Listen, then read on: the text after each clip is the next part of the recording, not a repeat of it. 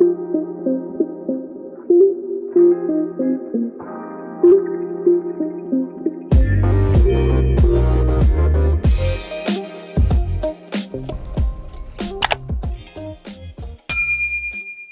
दोस्तों, क्या हाल है, कैसे हैं।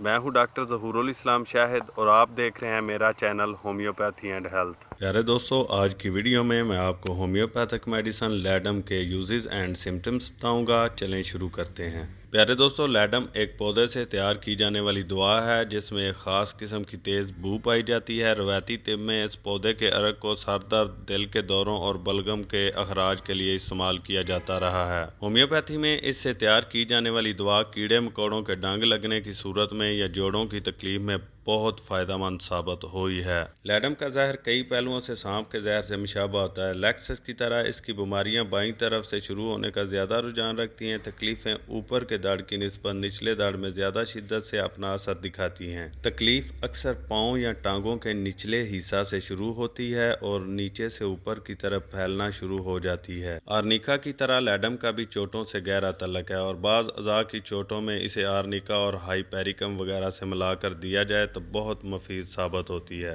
वो चोटें जो गहरा असर छोड़ जाएं या ऐसे जख्म जो नोकदार चीज़ मसलन कील या कांटा वगैरह चुभने से पैदा हों, इनमें लैडम बतौर ख़ास मुफीद है। बाज़ दफ़ा इसके जख्मों में बज़ाहिर मुंदमिल हो जाने के बाद साल हर साल तक दर्द की लहरें बिजली के कूंदों की तरह उठती रहती हैं। ऐसी सूरत में अगर तशन्नुज हो जाए तो लैडम इसका बेहतरीन इलाज साबित हो सकती है। घोड़े की लीद तशन्नुज पैदा करने में मशहूर है, लेकिन अगर घोड़ा खुद किसी कील वगैरह पर पाँव रख दे और इसके सिम में गहरा जख्म बन जाए जो हड्डी के किनारे तक जा पहुँचे तो इसका तशन्नुज और टेटनस लैडम 200 देने से आनन फानन ठीक हो सकता है।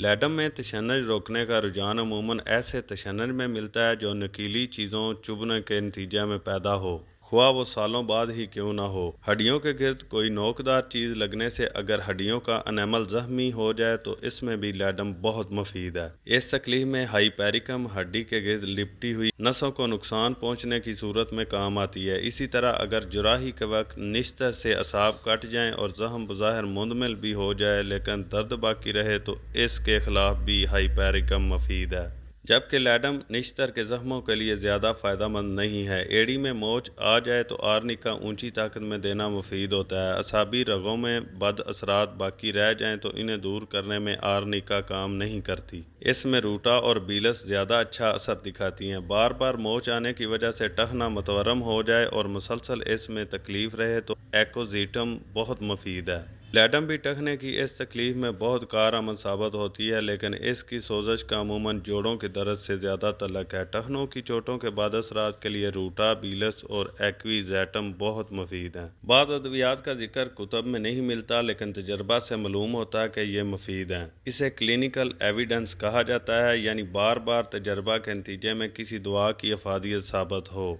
होम्योपैथिक की फ़रोग में प्रूविंग के अलावा क्लिनिकल एविडेंस ने बहुत अहम किरदार अदा किया है। एक ज़माने में ज़्यादातर प्रूविंग यानी तरीका आजमाइश के ज़रिए दवाओं का हाल मालूम किया जाता था। यही बेहतरीन तरीक है, लेकिन अब इस तरीक की आजमाइश के लिए अपने आप को पेश करने वाले लोग बहुत कम मिलते हैं जो खाली ज़हन होकर और हर किस्म के तअस्सुबात से पाक होकर अपने ऊपर प्रूविंग करवाएं और हसूल इल्म की खातर पैदा होने वाली आर्जी तकालीफ बखुशी बर्दाश्त करें। बसाव का टहने की चोट सिर्फ टहने तक ही महदूद नहीं रहती बल्कि पिंडली के तशन्नुज में भी तब्दील हो जाती है। चलने या ज़्यादा हरकत करने से तशन्नुज शुरू हो जाता है और शदीद बेचैनी पैदा होती है। बाज़ दफ़ा ये तशन्नुज घुटनों या कूलों में मुंतकिल हो जाता है और किसी इलाज से आराम नहीं आता। अगर सही इलाज किया जाए तो तकलीफ ऊपर से नीचे की तरफ मुंतकिल होने लगेगी और जहाँ पहली चोट लगी थी वहीं जाकर ठहर जाएगी। अगर वहीं इसका बिलमिसल इलाज किया जाए तो फिर तकलीफ कहीं और मुंतकिल नहीं होगी। लैडम में जो वरम पाए जाते हैं वो अक्सर पाँव के जोड़ों में नुकरसी मादा की वजह से होते हैं जिसका एक ख़ास मजाज होता है। इसकी पहचान बहुत आसान है। अगर सर्दी से या ठंडे पानी से आराम आए और गर्मी से मर्ज बढ़ जाए तो पाँव के जोड़ों का ऐसा दर्द लैडम से जल्द ठीक हो जाता है। लैडम से मुतासर होने वाली हर सोजश को ठंडी टकोर से आराम आता है। वो दर्द जो जिस्म के किसी ऐसे उज़्व की खाली जगह पर महसूस हो जिसे बीमारी की वजह سے کاٹ دیا گیا ہو بہت تکلیف دہ ہوتا ہے، کیونکہ وہاں سے عضو تو کٹ چکا ہوتا ہے اور کوئی چیز موجود نہیں ہوتی، لیکن تکلیف بدستور محسوس ہوتی ہے۔ بسا اوقات ٹانگ تو کٹ جاتی ہے، مگر اسی ٹانگ کے پاؤں کے انگوٹھے کی جگہ پر مریض ایسا درد محسوس کرتا ہے گویا واقعی وہاں کوئی انگوٹھا موجود ہو جو درد کر رہا ہو۔ ایسے درد میں آرنیکا اور لیڈم بہت کام آتی ہیں۔ اگر یہ پتہ چل جائے کہ وہ عضو کٹنے سے پہلے کیا بیماری تھی تو اسی بیماری کا علاج ہونا چاہیے، کیونکہ اعصاب اور ذہنی ریشوں نے اس بیماری کو اپنی یادداشت میں محفوظ رکھا ہوا ہے، اور یہ دراصل یادداشت کا درد ہے۔ جب اس بیماری کا علاج کریں گے تو سارے اعصاب کو پیغام مل جائے گا کہ ایسے درد کے خلاف انہیں کیا رد عمل دکھانا چاہیے۔ یہ یاد رکھیں کہ عموماً عضو کے کاٹنے کے بعد جو درد رہ جاتا ہے، اس میں آرنیکا، لیڈم، ہائپیریکم، سمفائٹم وغیرہ مفید ہو سکتی ہیں، مگر شرط یہی ہے کہ عضو کاٹنے سے پہلے والی بیماری ان دواؤں سے مماثلت رکھتی تھی۔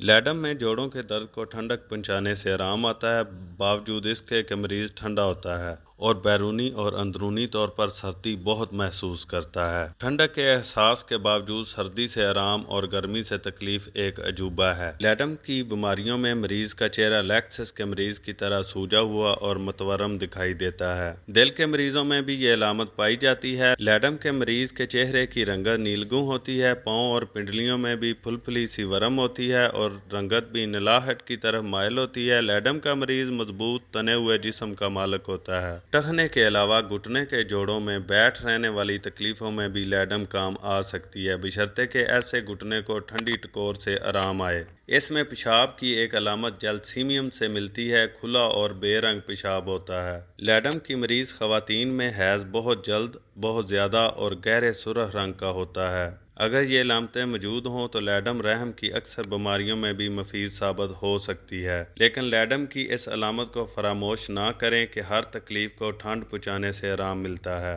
لیڈم کی ایک علامت پلسٹیلا سے ملتی ہے، لیکن دونوں میں فرق کرنا مشکل نہیں۔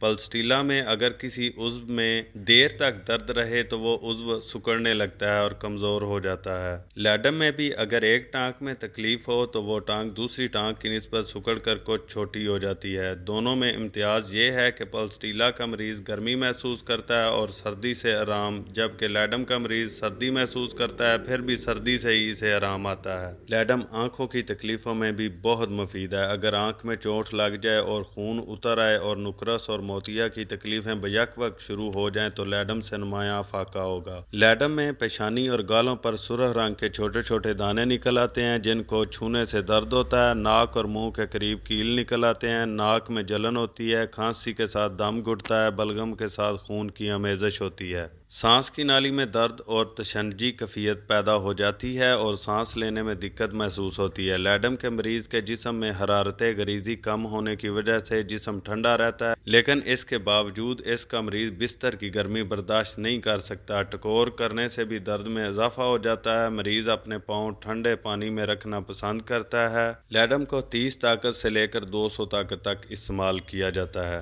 پیارے دوستوں، امید ہے کہ آپ کو میری یہ ویڈیو پسند آئی ہوگی۔ اگر ایسا ہے تو جلدی سے ویڈیو کو لائک کر دیں، اور اگر آپ اس طرح کی اور مزید ویڈیو دیکھنا چاہتے ہیں تو آپ میرے چینل کو سبسکرائب کر لیں اور ساتھ بیل بٹن بھی دبا دیں تاکہ میری ہر نئی آنے والی ویڈیو کا نوٹیفیکیشن آپ کو مل سکے۔